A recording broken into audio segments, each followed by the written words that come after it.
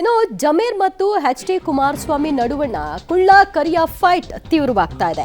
ಜಮೀರನ್ನ ಕುಳ್ಳ ಅಂತ ನಾನು ಯಾವತ್ತೂ ಕರೆದೇ ಇಲ್ಲ ಅಂತ ಎಚ್.ಡಿ. ಕುಮಾರಸ್ವಾಮಿ ಚಾಮುಂಡಿ ತಾಯಿ ಎದುರು ಸ್ಪಷ್ಟನೆಯನ್ನ ಕೊಟ್ಟಿದ್ದಾರೆ.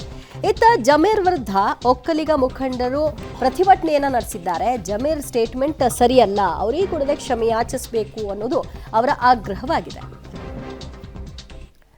ಇಬ್ಬರ ನಡುವಿನ ಫೈಟ್ ಎಲ್ಲಿಗೆ ಬಂದಿದೆ ಈ ವರದಿ ನೋಡಿ. ಕುಮಾರಸ್ವಾಮಿ ಜಮೀರ್ ಮಧ್ಯೆ ಕರಿಯ ಕುಳ್ಳ ಫೈಟ್. ಜಮೀರನ್ನ ಕುಳ್ಳ ಅಂತ ಯಾವತ್ತೂ ಕರೆದಿಲ್ಲ. ಕರಿಯ ಕುಳ್ಳ ಜಟಾಪಟಿಗೆ ಸ್ಪಷ್ಟನೆ ಕೊಟ್ಟ ಕುಮಾರಸ್ವಾಮಿ. ಚನ್ನಪಟ್ಟಣ ಅಖಾಡದಲ್ಲಿ ಶುರುವಾದ ಕರಿಯ ಕುಳ್ಳ ಫೈಟ್ ಈಗಲೂ ಮುಂದುವರೆದಿದೆ. ಚನ್ನಪಟ್ಟಣ ಪ್ರಚಾರದ ಕಣದಲ್ಲಿ ಸಚಿವ ಜಮೀರ್ ಅವರು ಕುಮಾರಸ್ವಾಮಿ ಅವರನ್ನ ಕಾಲಿಯ ಕುಮಾರಸ್ವಾಮಿ ಅಂತ ಸಂಬೋಧಿಸಿದ್ರು.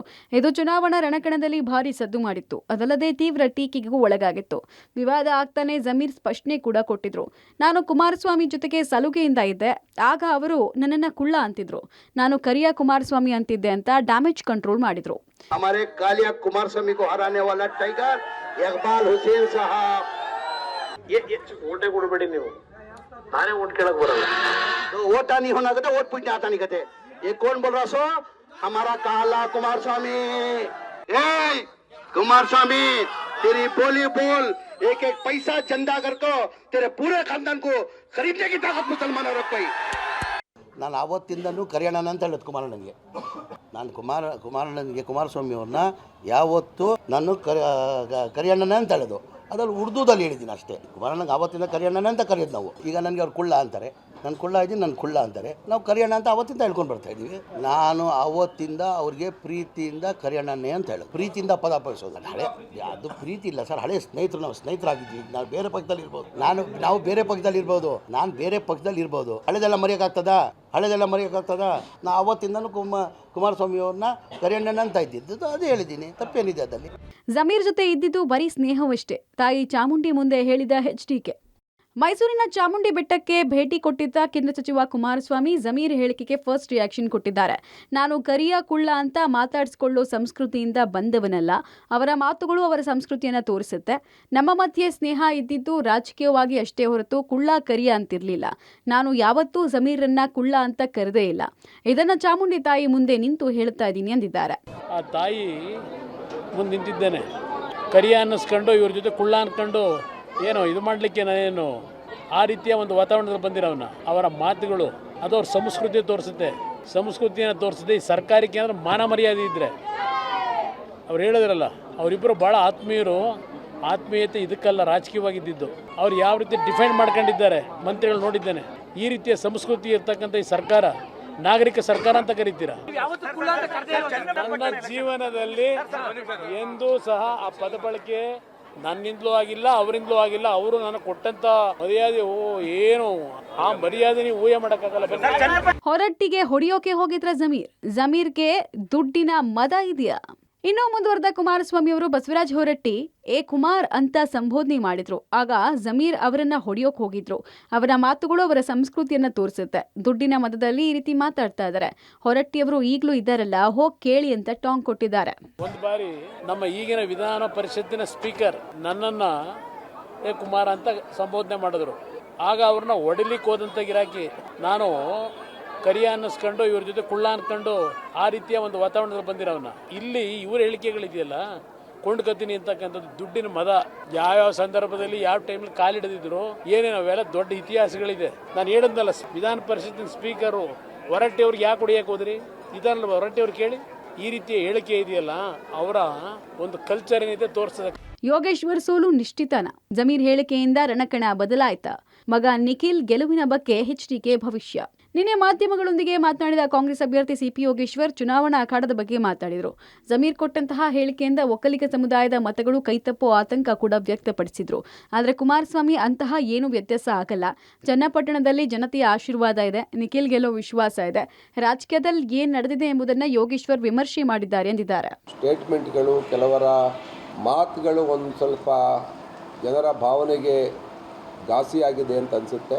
ಜಮೀರ್ ಅವರ ಸ್ಟೇಟ್ಮೆಂಟಿಂದ ಒಂದಷ್ಟು ಲಾಭ ಆದರೆ ಒಂದಷ್ಟು ನಷ್ಟವೂ ಕೂಡ ಆಗಿದೆ. ಮುಸ್ಲಿಂ ಮತಗಳ ಕ್ರೋಢೀಕರಣ ಒಂದು ಕಡೆ ಆಗೋ ಪ್ರಯತ್ನದಲ್ಲಿದ್ದಾಗ, ಇನ್ನೊಂದು ಕಡೆ ಅವರ ಮಾತಿನ ಆಘಾತ ಇನ್ನೊಂದು ಸಮುದಾಯಕ್ಕೆ ಬರಬೇಕಾದಂಥ ನನ್ನ ಮತಗಳು ಬರಲಿ ಒಂದು ಸಂಖ್ಯೆ ಕಡಿಮೆ ಆಯಿತು ಅಂತ ಅನಿಸುತ್ತೆ. ನನಗೆ ಸ್ವಲ್ಪ ಅದರಿಂದ ಆಘಾತ ಆಗಿದೆ ಅಂತ ಇತ್ತು. ರಾಜಕೀಯ ದೈತ್ಯ ನಮ್ಮೆಲ್ಲರಿಗೂ ಹಿರಿಯರಂಥ ದೇವೇಗೌಡರ ಒಂದು ದೈತ್ಯ ಶಕ್ತಿ. ದೇವೇಗೌಡರಿಗೆ ಬೈದ್ರೆ ಸಹಿಸ್ಕೋದೇ ಇರ್ತಕ್ಕಂಥ ಸಮುದಾಯ ಒಂದಿದೆ, ಕುಮಾರಸ್ವಾಮಿ ಬೈದ್ರೆ ಸಹಿಸ್ಕೋದೇ ಇರ್ತಕ್ಕಂಥ ಸಮುದಾಯ ಒಂದಿದೆ. ನಾವೆಲ್ಲ ಅದೇ ಸಮುದಾಯ ಆದರೂ ಕೂಡ ಇನ್ನೂ ನಮ್ಮ ಜನ ನಮ್ಮನ್ನ ಸ್ವೀಕಾರ ಮಾಡಿದಾಗ ಅದು ನಾವು ಸಮುದಾಯದ ಲೀಡರ್ ಆಗ್ತೀವಿ. ಇನ್ನೂ ಅವ್ರ ಕುಟುಂಬಕ್ಕೆ ನಮ್ಮ ಸಮುದಾಯ ಅಂಟ್ಕೊಂಡಿದೆ. ನೋಡೋಣ ಈ ಚುನಾವಣೆ ಫಲಿತಾಂಶ ಆದಮೇಲೆ ಏನಾಗುತ್ತೆ. ಬಿಜೆಪಿ ಮತ್ತು JDS ಕಾಂಬಿನೇಷನ್ ಇಲ್ಲಿ ಚೆನ್ನಾಗಿ ವರ್ಕೌಟ್ ಆಗುತ್ತೆ. ಸಮಬಲದ ಹೋರಾಟ ಇದೆ, ನಿರಾಶಾದಾಯಕವಾದಂಥ ವಿಷಯ ಏನಲ್ಲ. ಒಟ್ಟಾರೆ ಚುನಾವಣೆ ಸಮಬಲ ಇದೆ, ಯಾರೇ ಗೆದ್ರೂ ಕೂದಳೆಯ ಅಂತರದಲ್ಲಿ ಗೆಲ್ಬೋದು ಅನ್ಸುತ್ತೆ. ಏನು ಆತ್ಮವಿಶ್ವಾಸ ಏನು ಕುಗ್ಗಿಲ್ಲ. ಜನತೆಯ ಆಶೀರ್ವಾದ ಆಗಿದೆ, ಯಾವುದೇ ರೀತಿಯ ಸಮಸ್ಯೆ ಇಲ್ಲದೆ ಉತ್ತಮ ಒಂದು ರೀತಿಯಲ್ಲಿ ಜನತೆ ಆಶೀರ್ವಾದ ಯೋಗೇಶ್ವರ್ ಅವರು ನಿನ್ನೆ ಮಾತು ಸೋಲು ಒಪ್ಕೊಂಡಿರೋ ರೀತಿ ಕಾಣ್ತಾ ಇದೆ. ನಾನು ಅದ್ರ ಬಗ್ಗೆ ಅವರೇನೋ ರಾಜಕೀಯ ಏನು ನಡೆದಿದೆ ಅದನ್ನು ವಿಶ್ಲೇಷಣೆ ಮಾಡಿದ್ದಾರೆ. ಅದ್ರ ಬಗ್ಗೆ ನಾವು ಹೆಚ್ಚಿನ ಮಾತು ಕೊಡೋದು ಬೇಡ. 23ವರೆಗೂ ಕಾದು. ನನ್ನ ಮಾತು ಡ್ಯಾಮೇಜ್ ಆಯ್ತಾ ಬಾಸು? ಆಪ್ತರ ಬಳಿ ಹೇಳಿಕೊಂಡ ಜಮೀರ್, ಸದ್ಯಕ್ಕೆ ಸುಮ್ನಿದು ಬಿಡು ಅಂದ್ರ ಸಿಎಂ. ಚನ್ನಪಟ್ಟಣ ಪ್ರಚಾರದಲ್ಲಿ ಕುಮಾರಸ್ವಾಮಿ ವಿರುದ್ಧ ಜಮೀರ್ ಆಡಿದ್ದ ಮಾತು ಕಾಂಗ್ರೆಸ್ನಲ್ಲೇ ಸಾಕಷ್ಟು ಚರ್ಚೆಗೆ ಕಾರಣ ಆಗಿದೆ.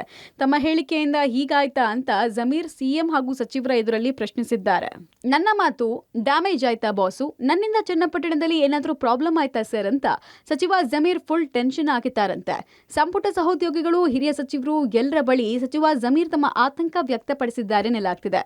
ಇದಕ್ಕೆ ಸದ್ಯಕ್ಕೆ ಸುಮ್ಮನಿದು ಬಿಡು, ಫಲಿತಾಂಶ ಬರೋ ತನಕ ಎಲ್ಲೂ ಏನು ಮಾತಾಡಬೇಡ ಅಂತ ಸಿಎಂ ಸೇರಿ ಹಿರಿಯ ಸಚಿವರು ಸಲಹೆ ಕೊಟ್ಟಿದ್ದಾರೆ ಎನ್ನಲಾಗಿದೆ.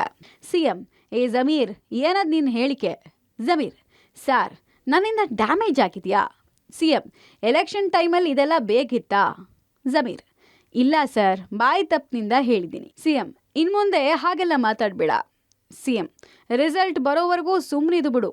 ಜಮೀರ್: ಆಯ್ತು ಸರ್, ಹೇಗಂತ ಹೇಳಿರೋದಾಗ ಗೊತ್ತಾಗಿದೆ. ಚನ್ನಪಟ್ಟಣ ಪ್ರಚಾರದಲ್ಲಿ ಕುಮಾರಸ್ವಾಮಿ ಅವರ ವಿಚಾರದಲ್ಲಿ ಜಮೀರ್ ಅಹಮದ್ ಆಡಿದ್ದಂಥ ಮಾತು ದೊಡ್ಡ ವಿವಾದಕ್ಕೆ ಕಾರಣವಾಗಿದೆ. ಇದರ ಮಧ್ಯದಲ್ಲಿ ಚುನಾವಣೆ ಮುಗಿದ್ರೂ ಕೂಡ ಸಚಿವ ಜಮೀರ್ ಅಹಮದ್ ಅವರು ಒಂದಷ್ಟು ಆತಂಕದಲ್ಲಿದ್ದಾರೆ ಎನ್ನುವಂಥದ್ದು. ನಾನು ಆಡಿದ ಮಾತು ಡ್ಯಾಮೇಜ್ ಆಯ್ತಾ ಬಾಸು? ನಾನು ಮಾತಾಡಿದ್ರಿಂದ ಏನಾದ್ರು ಪ್ರಾಬ್ಲಮ್ ಆಯ್ತಾ ಸರ್ ಅಂತೇಳಿ ತಮ್ಮ ಸಚಿವ ಸಂಪುಟದ ಸಹೋದ್ಯೋಗಿಗಳನ್ನೇ ಕೇಳ್ತಾ ಇದ್ದಾರೆ ಎನ್ನುವಂಥ ಮಾಹಿತಿ ಕೂಡ ಬರ್ತಾ ಇದೆ. ಆದರೆ ಸದ್ಯಕ್ಕೆ ಸುಮ್ಮನಿದ್ದು ಬಿಡಿ, ಚುನಾವಣೆಯವರಿಗೆ ಮಾತಾಡಬೇಡಿ ಎನ್ನುವಂಥ ಕಿವಿ ಮಾತನ್ನು ಕೂಡ ಸಿಎಂ ಸಿದ್ದರಾಮಯ್ಯ ಹೇಳಿದ್ದಾರೆ ಎನ್ನುವಂಥ ಮಾತು ಕೂಡ ಕೇಳಿಬರ್ತಾ ಇದೆ. ಜಮೀರನ್ನ ಪ್ರಚಾರಕ್ಕೆ ಕರೆಸಬಾರ್ದಿತ್ತು, ಜಾಲತಾಣದಲ್ಲಿ ಕೈ ಕಾರ್ಯಕರ್ತರ ಆಕ್ರೋಶ.